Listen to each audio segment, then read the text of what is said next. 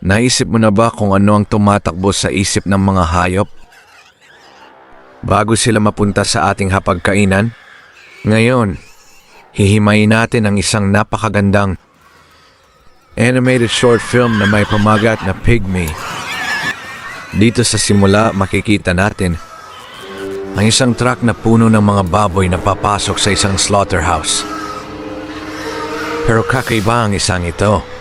Habang ang lahat ay natatakot, ang bidang baboy natin ay walang kamuang-muang sa madilim na tadhana na naghihintay sa kanya.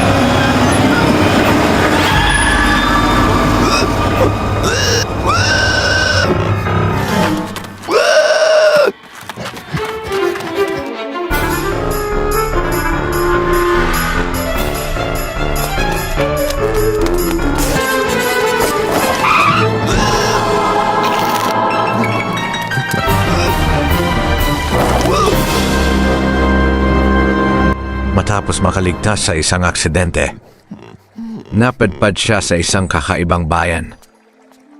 At dito, nakita niya ang isang pusa na labis na inaalagaan ng kanyang amo. Dito, napaisip siya. Pumasok siya sa pet shop at sinubukang makuha ang puso ng mga mamimili.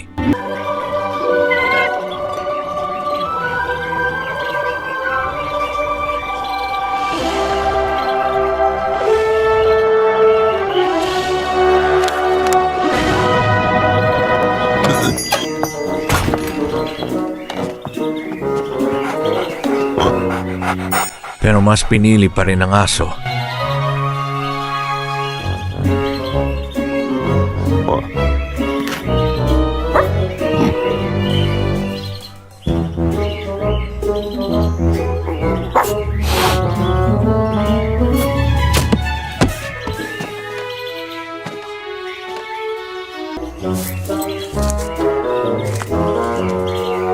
Sobrang lungkot ng part na ito. Dahil nakikita mo kung gaano kadesperado ang maliit na baboy na ito na mailigtas lang ang sarili niya. Dumating ang isang matandang babae.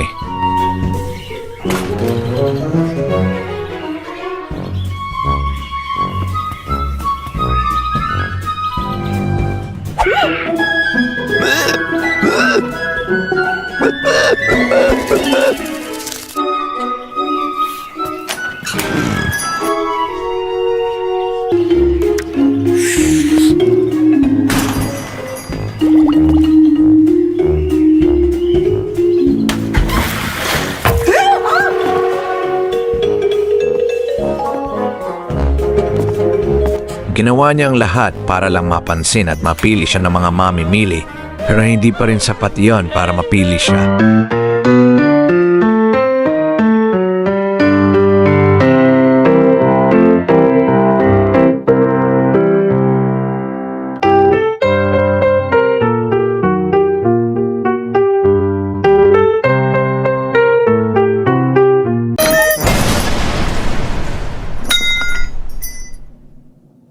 Ang animated short film na Pygmy ay hindi lang basta nakakatawang cartoon, kundi isa itong refleksyon na kung paano natin tinatrato ang mga hayop.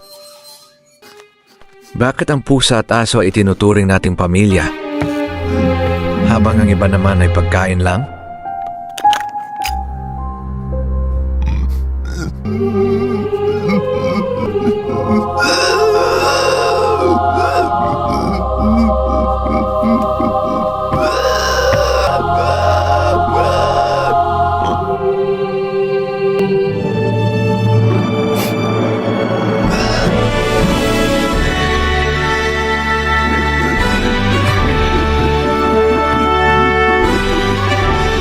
Ano sa palagay nyo?